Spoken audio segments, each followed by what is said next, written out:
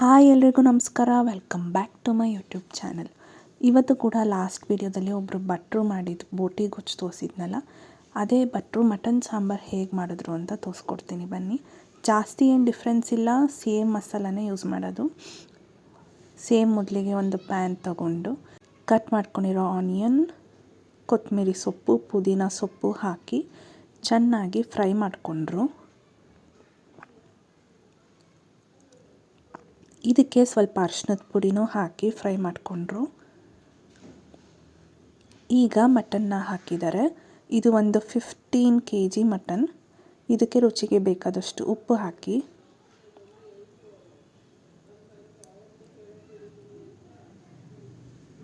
ಚೆನ್ನಾಗಿ ಮಿಕ್ಸ್ ಮಾಡಿ ಇದೊಂದು 20 to 25 ಮಿನಿಟ್ಸ್ ಫ್ರೈ ಆಗಕ್ಕೆ ಬಿಟ್ಟರು. ನೆಕ್ಸ್ಟ್ ಇವಾಗ ಪುಡಿಗಳನ್ನ ಹಾಕೋತಾ ಇದ್ದಾರೆ. ಸ್ವಲ್ಪ ಕಾಳು ಮೆಣಸನ್ನ ರುಬ್ಕೊಂಡು ಅದನ್ನು ಮಟನ್ಗೆ ಹಾಕಿದ್ರು. ನೆಕ್ಸ್ಟ್ ಧನಿಯಾ ಪೌಡರ್, ಅಚ್ಕಾರದ ಪುಡಿ, ಬ್ಯಾಡಗೆ ಮೆಣಸಿನ್ಕಾಯಿ ಪುಡಿ ಇದೆಲ್ಲ ಹಾಕಿ ಚೆನ್ನಾಗಿ ಮಿಕ್ಸ್ ಮಾಡಿ ಮಟನ್ಗೆ ಸ್ವಲ್ಪ ಬಿಸಿ ನೀರನ್ನ ಹಾಕಿ ಬೇಯೋಕ್ಕೆ ಬಿಡ್ತಾರೆ. ಮಸಾಲ ರೆಡಿ ಆಗೋವರೆಗೂ ಮಟನ್ಗೆ ಉಪ್ಪು ಖಾರ ಎಲ್ಲ ಹಿಡ್ಕೊಳ್ಳೋಕ್ಕೆ ಫಸ್ಟೇ ಪೌಡರ್ಗಳನ್ನ ಹಾಕಿ ಬೇಯಿಸ್ಕೊತಾರೆ.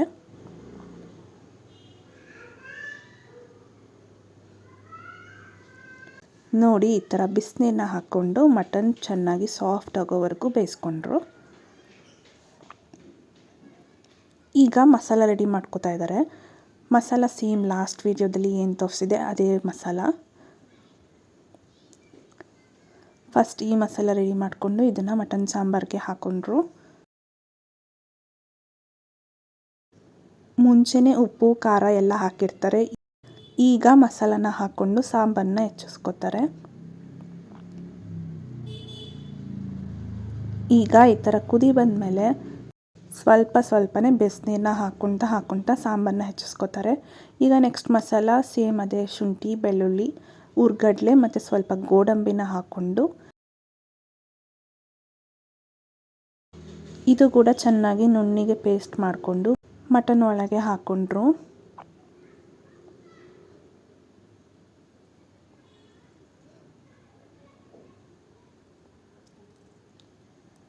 ನೆಕ್ಸ್ಟ್ ಇದು ಕಾಯಿನ ರುಬ್ಕೊಂಡು ಇದಕ್ಕೆ ರುಬ್ಬಾದ್ಮೇಲೆ ಸ್ವಲ್ಪ ನೀರನ್ನ ಹಾಕಿ ಚೆನ್ನಾಗಿ ಮಿಕ್ಸ್ ಮಾಡಿ ಜರಿ ಹಿಡಿದು ಮಟನ್ಗೆ ಹಾಕಿದ್ರು. ಈಗ ಮಟನ್ ಮಸಾಲ, ನೀವು ಯಾವುದೇ ಮಟನ್ ಮಸಾಲ ಹಾಕ್ಕೋಬೋದು.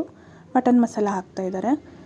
ಇದು ಕೂಡ ಚೆನ್ನಾಗಿ ಮಿಕ್ಸ್ ಮಾಡಿ ಒಂದು ಸ್ವಲ್ಪ ಇದು ಮಟನ್ ಸಾಫ್ಟ್ ಆಗೋವರೆಗೂ ಬೇಯಿಸ್ಕೊಂಡು ಲಾಸ್ಟಲ್ಲಿ ಕೊತ್ತಂಬರಿ ಸೊಪ್ಪು ಹಾಕಿ ಗಾರ್ನಿಷ್ ಮಾಡಿದ್ರು. ಮಟನ್ ಸಾಂಬಾರು ಈಗ ರೆಡಿಯಾಗಿದೆ. ನೋಡಿದ್ರಲ್ಲ ಹೇಗೆ ಮಾಡಿದ್ರು ಅಂತ.